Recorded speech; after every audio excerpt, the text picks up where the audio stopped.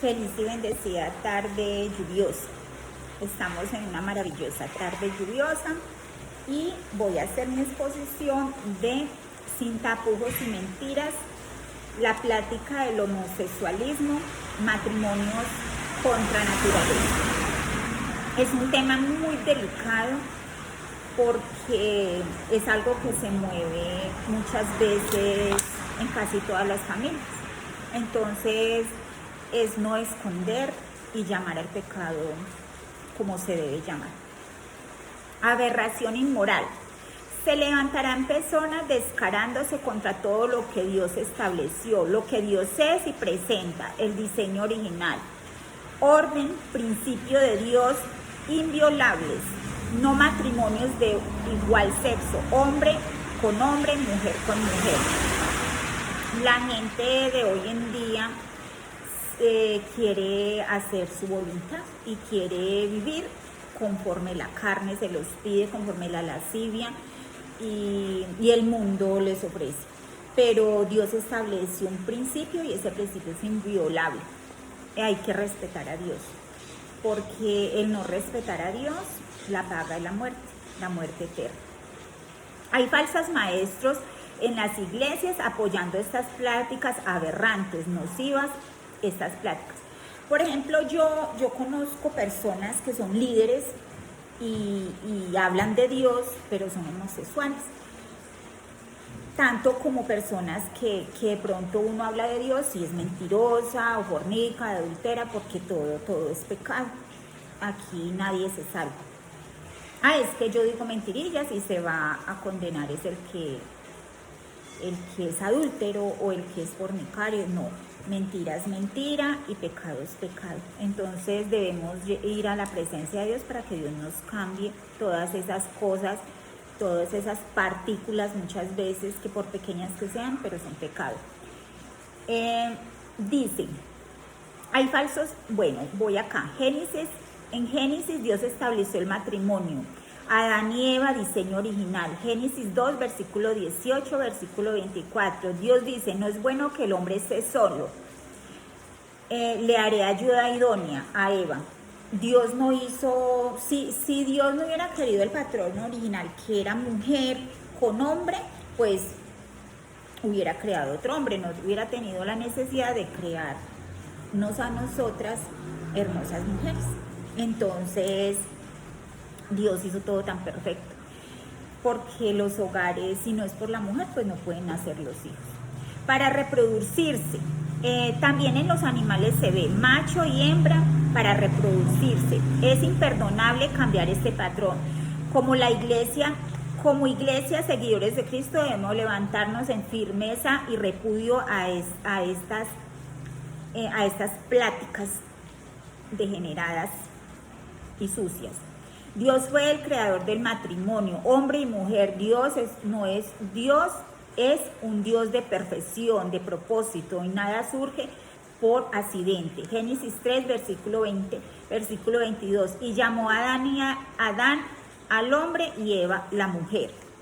Aún en la especie animal es indispensable hembra y macho para reproducirse, siendo este también el orden natural de todas las cosas. Efesios 5, versículo 33. En esta palabra lean versículo 5, versículo 33. Lean esta palabra para que la lean, para que la busquen y la lean completa. Dios estableció el respeto, el cuidado entre parejas, hombre y mujer, y el amor. Debemos cuidarnos, el hombre debe cuidar a su mujer como vaso frágil. La mujer debe respetar a su esposo para que conformen un matrimonio conforme Dios quiere.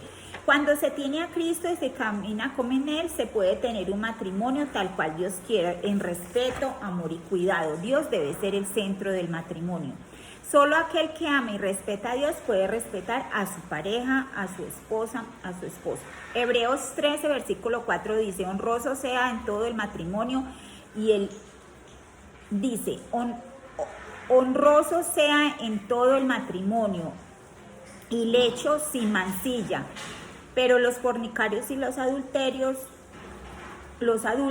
los juzgará Dios. Primero de Corintios 7, versículo 2, versículo 3 dice, habla de tener una esposa y un esposo para evitar la fornicación. Por eso Dios creó el matrimonio, por eso Dios quiere el matrimonio, para que esté hombre y mujer juntos y no anden en pecado.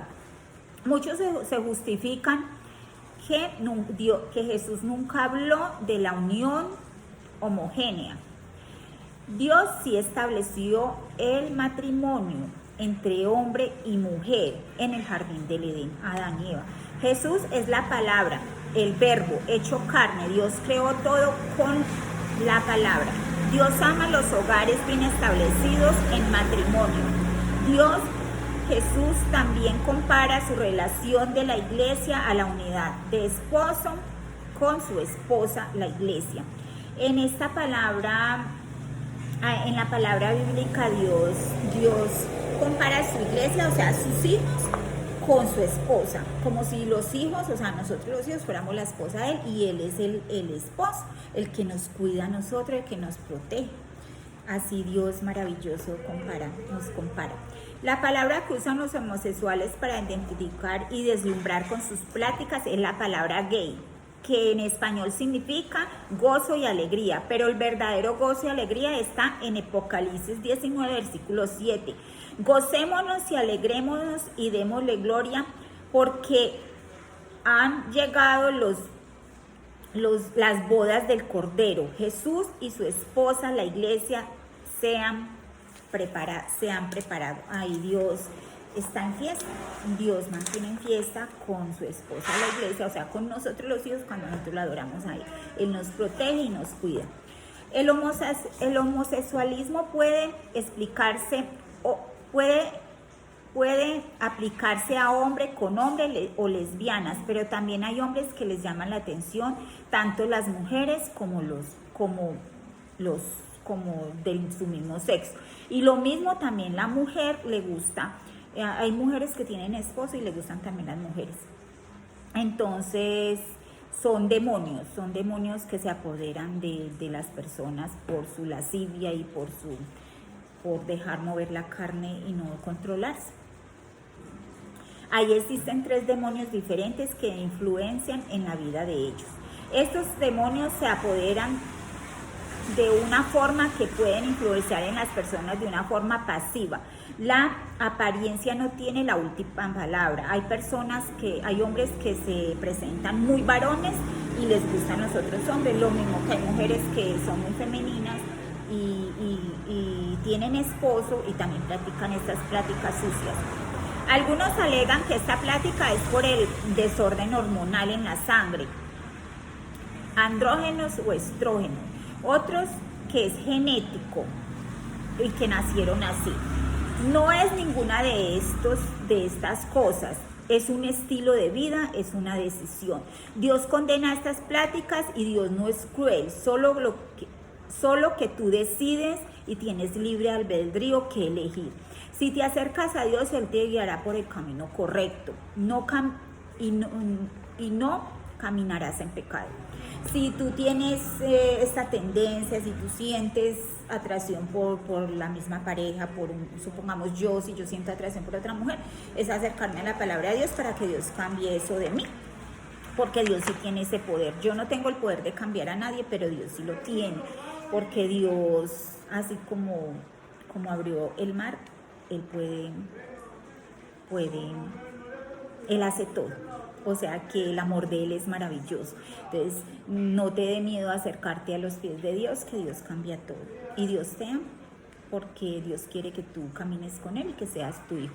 Levítico 20 no te echarás con varón como mujer. Esto es abominación para Dios. Versículo 27, porque estas abominaciones hicieron los hombres de aquella tierra. Ahí habla de Sodoma y Gomorra. La alegría de los hijos.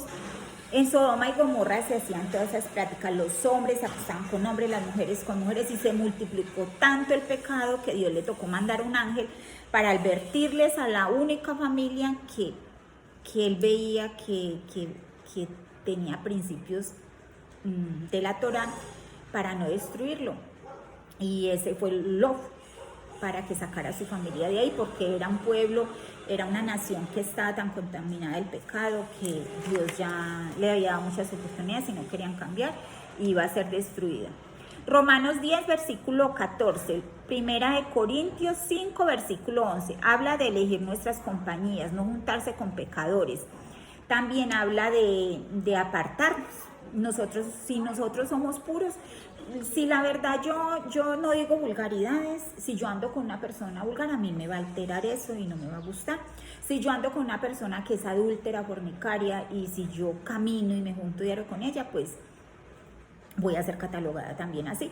Y la verdad, el pecado se contamina. Así como nos contaminamos de las cosas buenas, también nos contaminamos del pecado. Entonces, por eso debemos apartarnos. Nosotros debemos ver a todas las personas que están en pecado, así como Dios nos ve con ojos de misericordia. Pero debemos tener en cuenta la ley. La ley no se debe saltar, la ley no es para saltarse, no engañarnos, el pecado es pecado. La palabra de Dios no puede ser distorsionada, todo pecado oculto saldrá a la luz. Muchos pecados se ocultan, y se hacen en la oscuridad. ¿Cuánta gente no hay que hace pecado cuando nadie los ve? Pero Dios sí los puede ver. Entonces, no es ser bueno cuando la gente nos ve, es ser bueno en nuestra intimidad, en nuestra soledad, es tratar de pulirnos, de cambiar esas cosas. Dios nos ama mucho. Nadie está libre de tener un familiar así que se incline por cosas de homosexuales o así, pero si nosotros somos hijos de Dios y tenemos ya esas vendas que Dios nos ha quitado, debemos darle la palabra, insistirle a esa persona para que él se acerque a Dios y pueda cambiar eso que está mal en él. Feliz y bendecida tarde, pastor. Esta es mi exposición sobre el homosexualismo.